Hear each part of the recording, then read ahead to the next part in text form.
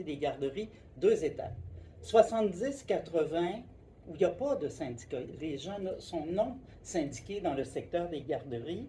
Et là, effectivement, les centrales syndicales, puis là je le mets au pluriel, c'est le cas de la CSN, c'est le cas de la CSQ, c'est le cas de la FTQ, c'est la mise en place des premiers comités de conditions féminines dans toutes les centrales. Et les femmes des comités de conditions féminines sont très intéressées à la revendication des garderies parce qu'elles sont proches du terrain et les travailleuses en demandent, les parents en demandent, OK? Alors ça, c'est donc important et elles vont s'impliquer et le secteur des garderies, à ce moment-là, il naît vraiment du mouvement des femmes, du mouvement communautaire. Écoutez, c'est toute une époque où, par exemple, dans les quartiers défavorisés, tu avais la mise en place de services adaptés. Les cliniques juridiques, les premières cliniques médicales qui vont devenir l'ancêtre des CLSC, les comptoirs alimentaires, les coopris. Tu sais, bon, il y a toute cette effervescence-là. Et les centrales, via les comités de conditions féminines, vont répondre à l'appel des garderies. Les garderies, à l'époque, sont d'un dynamisme extraordinaire. Du monde créatif, plein d'idées, plein d'ambitions. Envoyez donc, on a 70 garderies, mais on veut un réseau universel gratuit, contrôlé par les parents. Tu as cette revendication-là. Mais c'est du monde qui n'ont pas 5 sous à eux autres et qui n'ont pas les entrées politiques et l'expérience politique que peut avoir une centrale ou des centrales syndicales. Alors, on est très facilitateur. En même temps, avec eux, on établit aussi des partenariats qui nous permettent, dans certains milieux, de commencer à développer des garderies en milieu de travail. Ça a été le cas à Notre-Dame, mais ça a été le cas dans certains cégeps, un peu partout ailleurs. Alors, il y a une très grande proximité qui va s'installer entre les deux réseaux. Et écoutez, ça va donner une présence des centrales. Il y avait un comité de liaison des garderies populaires. Les centrales vont être invitées à y participer. Il y a une conférence de presse très importante dans l'histoire, celle de 73, où là, on demande aux présidences de toutes les centrales de prendre la parole en faveur des garderies. Alors, disons que ça leur donne un auditoire et un rayonnement qu'il n'y avait pas avant. C'est l'époque aussi où on se ramasse dans les congrès de la CSN, et là, j'y suis comme délégué de mon syndicat, et on reprend la plateforme mise de l'avant par les groupes communautaires, et nous aussi, on va réclamer un réseau universel, accessible, gratuit, contrôlé dans le temps, les groupes communautaires disaient par les parents, et on va ajouter à ça les travailleuses aussi. Alors, et écoutez, c'est des milliers de personnes qui sont vues dans les congrès syndicaux. Ça donne lieu à toutes sortes de publications. Alors, ça donne beaucoup d'impulsion à ça. À l'époque, les premiers 8 mars, alors ça, là, ça frappait. Ça n'existait pas, la fête du 8 mars. Et les centrales ont mis ça beaucoup de l'avant. Et à chaque année, il y a une thématique. Alors, pendant des années, ça a été les garderies. C'était des occasions de visibilité absolument incroyables pour elles.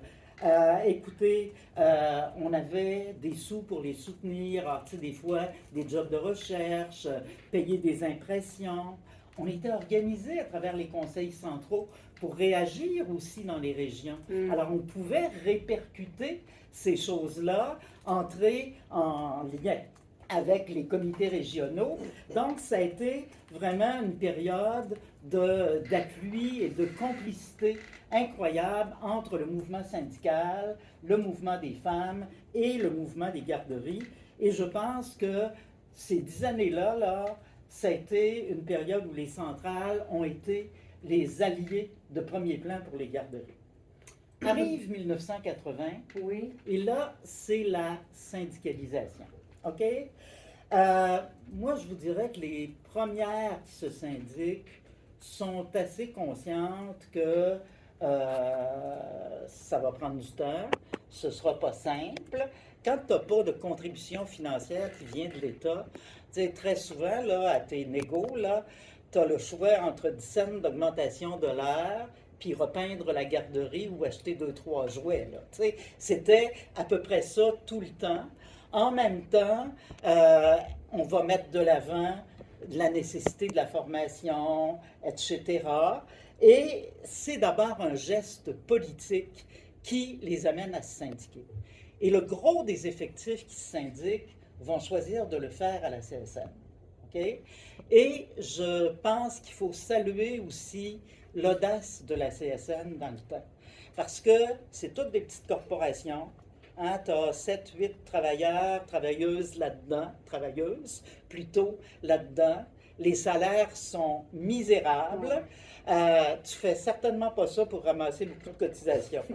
Et tu engages une bataille politique de soutien non seulement à leurs négociations, mais à la construction d'un réseau. Alors, c'est ça la solidarité à la CSN, OK? Et de ce côté-là, je pense qu'il faut saluer le courage de la CSN. Ça se battait pas là, dans les centrales syndicales pour syndiquer les garderies, ça se battait pas. Mais on a fait ce choix-là et je pense que c'est un choix social, syndical, extrêmement intéressant. Comment c'est vu à l'époque des associations de garderie? Je parlais du comité de liaison, je parlais des parents, parce qu'on a aussi beaucoup de liens avec les parents. Bien, c'est plutôt bien vu. Les parents se disent, non, non, c'est une alliance de plus, puis tant mieux. Et ils sont bien conscients que les travailleuses de garderie savent très bien que si la garderie est à 30$, 40$, 50$ par semaine, dépendant des époques, c'est beaucoup avec les salaires de l'époque. On n'aura pas des augmentations faramineuses dans un premier temps, mais ils comprennent que ça peut être un allié extrêmement important dans la bataille. Arrivent les premières offensives à l'égard du gouvernement. Alors, en 82, on décide de demander au secteur public de porter une revendication d'amélioration du soutien financier de l'État pour les garderies. Malheur de malheur, le 82, c'est la ronde des décrets. On finit tout sur le dos avec des lois spéciales, etc. Donc, évidemment, on n'avance pas avec cette revendication-là. Les conventions collectives vont être décrétées. Donc, c'est l'impasse totale pendant un bon nombre d'années. Et arrive, et c'est Monique Simard à ce moment-là, qui est vice-présidente, première vice-présidente, et c'est elle qui finit par ouvrir un chemin auprès du gouvernement. Et là, on va aller chercher en 1986 des premières subventions, mais n'oubliez pas, là, la bataille, c'est d'obtenir des subventions directes pour les garderies. Tu as beau donner de l'aide aux parents, si tu le fais juste pour les parents archi pauvres, là, tous les autres, là, ils n'ont pas nécessairement les moyens de payer des frais de garde faramineux. Donc, ce qui arrive à ce moment-là, elle va dégeler 4 millions de dollars qui vont être une caisse fournie par l'État au bénéfice des garderies pour financer des congés maternité. Alors, au moins, tu es syndiqué, tu vas avoir un congé maternité qui ressemble à celui du secteur public, ce qui est très novateur pour l'époque. Tu n'as pas ça du tout dans le secteur privé. Payer des assurances. Tu sais, tu as beau avoir des salaires de misère, quand en plus, tu n'as pas d'assurance. Donc, on avait convaincu le gouvernement du Québec de mettre à la disposition des garderies un fonds pour assurer une contribution des employeurs et un fonds pour la formation.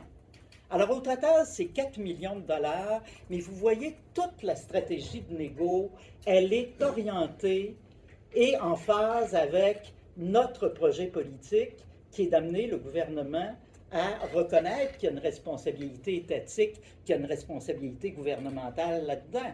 Alors ça, c'est un premier gain important. Mais, évidemment, on sort de là, on est très loin. Là. Les salaires, ça se négocie garderie par garderie, puis tu as les mêmes contraintes financières, puis le 10 cents de dollars contre la peinture puis les jouets, là, c'est ça à chacune des négociations, et c'est ça pour longtemps. Là, évidemment, on arrive, moi j'arrive en 91 dans le dossier, Monique part, c'est moi qui me retrouve là. Et là, évidemment, on veut mettre le focus à la fois sur ce que sont les garderies, mais à la fois aussi sur les conditions de travail et la nécessité d'une implication de l'État. Alors, l'imagination est au pouvoir, là. Oui. Les journées nord-américaines des bas salaires en garderie. Ça, c'était le 22 avril, une date qu'on avait imaginée de toutes pièces, mais en collaborant avec des syndicats américains, avec le reste du Canada. Et à toutes les années, c'était des manifs colorés. Ça prenait de l'espace, mais c'était de la visibilité pour créer effectivement une attente, des pressions sur le gouvernement.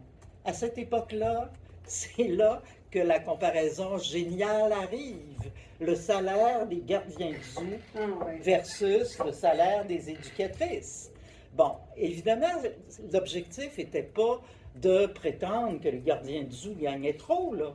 Le débat n'était pas là du tout, mais c'était de démontrer à quel point, l'importance. oui, à quel point on ne met pas de priorité suffisante sur un secteur aussi névralgique que celui des garderies. Et c'était au moment où on parlait énormément d'équité salariale. Entre vous et moi, la loi, normalement, c'est des comparaisons internes. Oui. Le gardien de zoo versus les éducatrices, c'est un autre genre d'illustration. Mais disons que dans la tête des gens, ça résonnait et ça renforçait l'idée de l'équité salariale partout. Ça faisait Alors, une image forte. Ça faisait une image très, très forte. Donc ça joue. 94, là, on se dit, non, il faut un grand coup de plus, non seulement pour améliorer les conditions de travail, mais aussi continuer à contribuer à bâtir le réseau.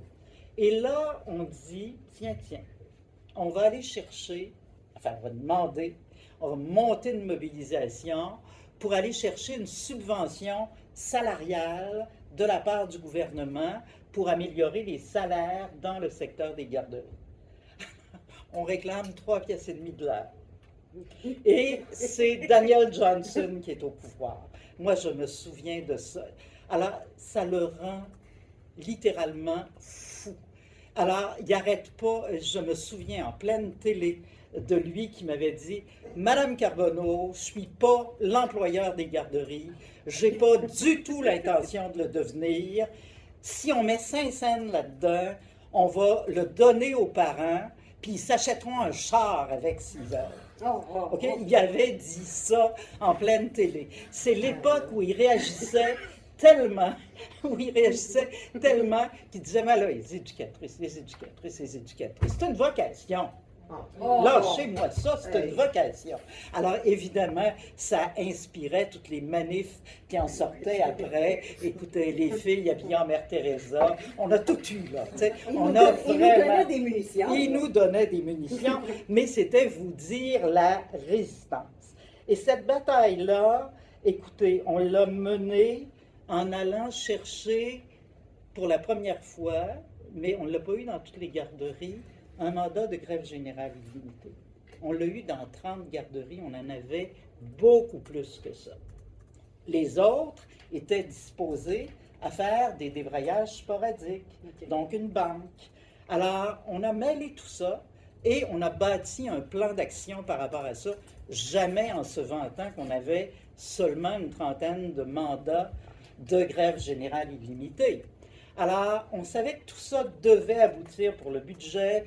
On interpellait la ministre de l'époque, c'était Violette Trépanier.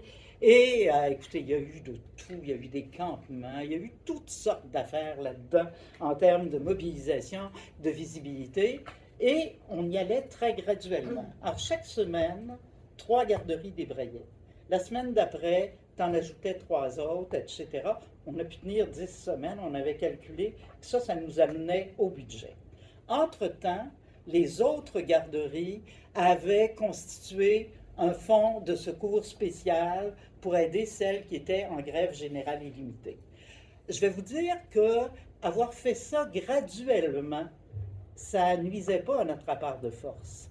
le gouvernement avait toujours le sentiment qu'on n'était pas au bout de nos munitions, Oui. qu'on pouvait aller plus loin, qu'on pouvait aller plus loin. Et ça nous attirait une sympathie absolument extraordinaire de la part des parents qui voyaient que pour nous, c'était pas une partie de plaisir de faire la grève, c'était la nécessité d'exercer une pression adéquate sur le gouvernement. Et il y a donc eu des journées de débrayage complet parce qu'il y avait des banques dans les autres syndicats. Alors, on a tenu à Montréal un rassemblement extrêmement important. Les parents des garderies, des gens des CA étaient là, témoignaient. C'était fort intéressant. On avait fait ça le 1er avril et puis on a refait ça aussi à d'autres occasions, dont le 28 avril. Écoutez, en bout de course, malgré la réticence énorme des libéraux, le gouvernement accorde une subvention d'1 $ l'heure.